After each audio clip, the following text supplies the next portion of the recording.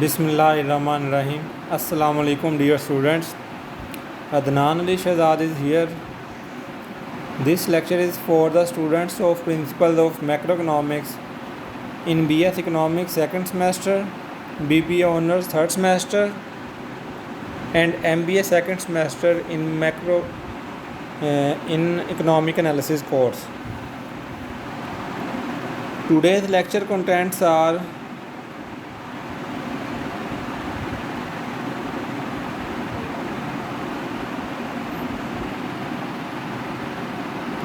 causes of unemployment.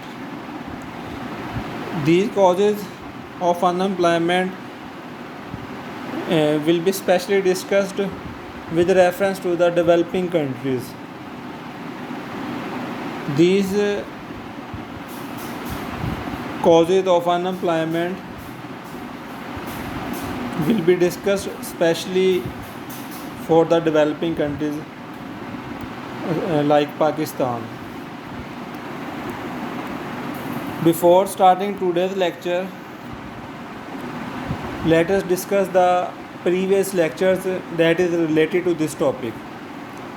In the previous lectures, we have discussed the concept of unemployment in detail.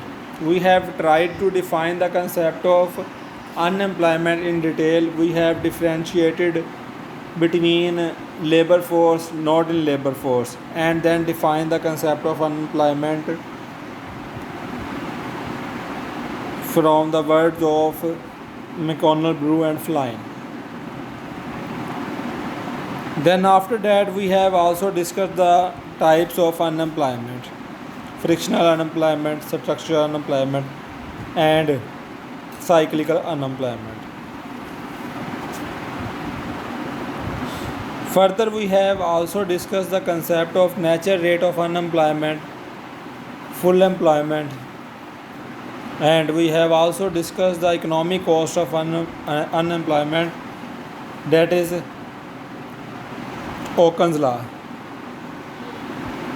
Every 1% increase in unemployment rate will cause the negative GDP gap of about 2%. Or you can say that every 1% increase in unemployment rate above the natural rate of unemployment means that 1% increase in cyclical unemployment will cause the actual GDP to decline by 2%.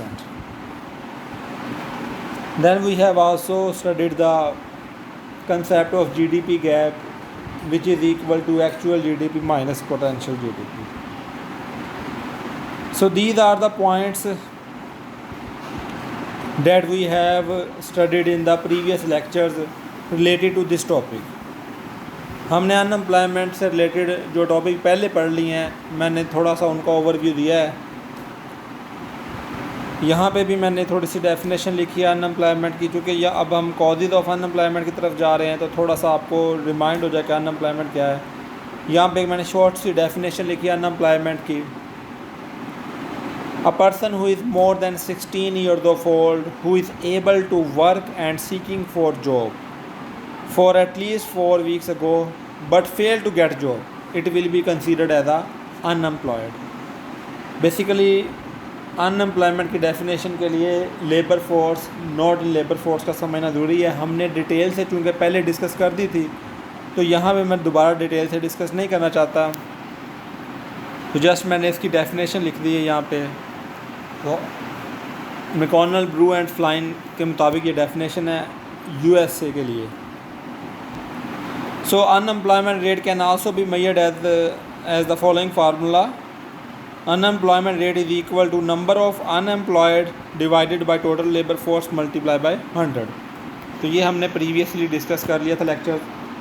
सो अब हम today's lecture की तरफ चलते हैं. Causes of unemployment with special focus in the developing countries. First major cause of unemployment in the developing countries is labor abundant countries. कि जितने भी developing countries हैं ये लेबर रिच कंट्रीज़ हैं. मीन्स यहाँ पे लेबर जो है वो रिलेटिवली ज़्यादा मिकदार में मौजूद है, लेबर जो है वो रिलेटिवली ज़्यादा मिकदार में मौजूद है। दैट्स वाई इनकी बल्क ऑफ पॉपुलेशन या बल्क ऑफ लेबर फोर्स जो है वो अनएम्प्लॉयड रहती है। लेबर फोर्स बहुत ज़्यादा है, दैट्स वाई लेबर फोर्स जो है उतनी लेबर फोर्स को अकोमोडेट करना, एम्प्लॉयमेंट देना, that is a very difficult task. तो आप जितने भी डेवलपिंग कंट्रीज़ को देख लें, पाकिस्तान है आपके सामने, इंडिया है, बांग्लादेश है, श्रीलंका है, नेपाल है, भूटान है, अफ्रीका के बहुत सारे कंट्रीज़ हैं, ठीक है।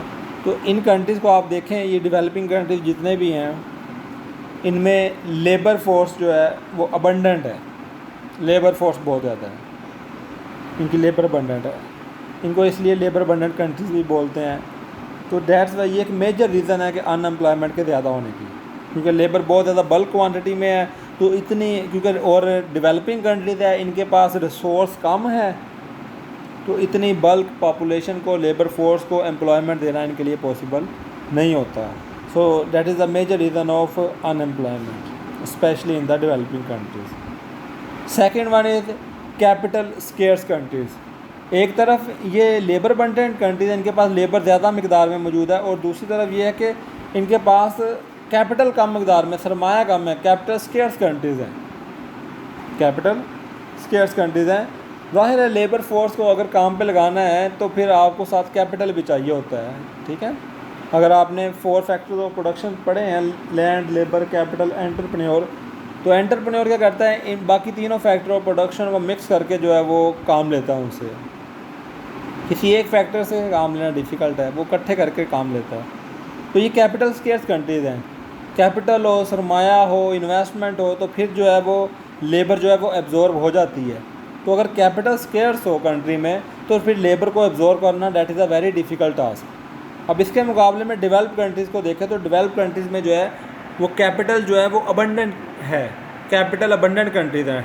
जितने भी डेवलप कंट्रीज़ हैं वो कैपिटल रिच कंट्रीज़ हैं, वहाँ पे कैपिटल बहुत ज़्यादा मिकदार में मौजूद है, ठीक है। तो कैपिटल फॉर्मेशन, कैपिटल एक्यूमुलेशन बहुत ज़्यादा है वहाँ पे, तो ईज़िली वो अपनी लेबर को एंगेज कर लेते हैं, ठीक है, लेबर को एब्जॉर्ब कर लेते हैं। जबकि डेवलपिंग कंट्रीज़ में कैपिटल स्केर्स है, लेबर अबंडेंट है, और इसीलिए लेबर चीपर भी है और कैपिटल जो है वो एक्सपेंसिव भी है। तो कैपिटल स्केर्स है, कैपिटल एक्यूमुलेशन कम है, कैपिटल फॉर्मेशन कम है, दैट्स वाई जो है वो जो अबंडेंट लेबर है उसको एब्जॉर्ब नहीं कर पाते। So these are the 2 major reason of unemployment in the developing countries कि लेबर बहुत ज़्यादा मिकदार में मौजूद है, जबकि कैपिटल जो है वो कम मिकदार में मौजूद है, और मोस्टली कैपिटल वो इंपोर्ट करते हैं। The third major reason of unemployment is lack of the stock of physical capital. The third major reason is that lack of stock of physical capital. इन कंट्रीज़ के पास जो है वो फिजिकल कैपिटल बहुत कम होता है, डेवलपिंग कंट्रीज़ के पास स्पेशली मशीनरी कम है, टेक्नोलॉजी कम है, these are the physical capital. जितना ज़्यादा फिजिकल कैपिटल होगा उतना ही लेबर फोर्स को एब्जॉर्ब किया जा सकेगा, जितना ज़्यादा फिजिकल कैपिटल होगा उतना ही ज़्यादा जो है वो लेबर फोर्स को एंगेज किया जा सकेगा कामों में, उतनी ही ज़्यादा लेबर फोर्स को एम्प्लॉयमेंट अपॉर्चुनिटीज़ दी जा सकेंगी। So these countries specially developing countries have lack of stock of physical capital. Specially इन कंट्रीज़ के पास जो है वो फिज़िकल कैपिटल बहुत कम है, जो कि एक मेजर रीज़न बनता है unemployment in the developing countries.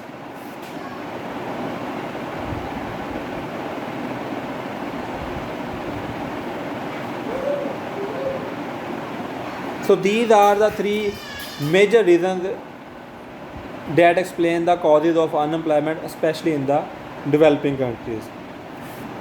If you have any query, you can post me on my YouTube channel.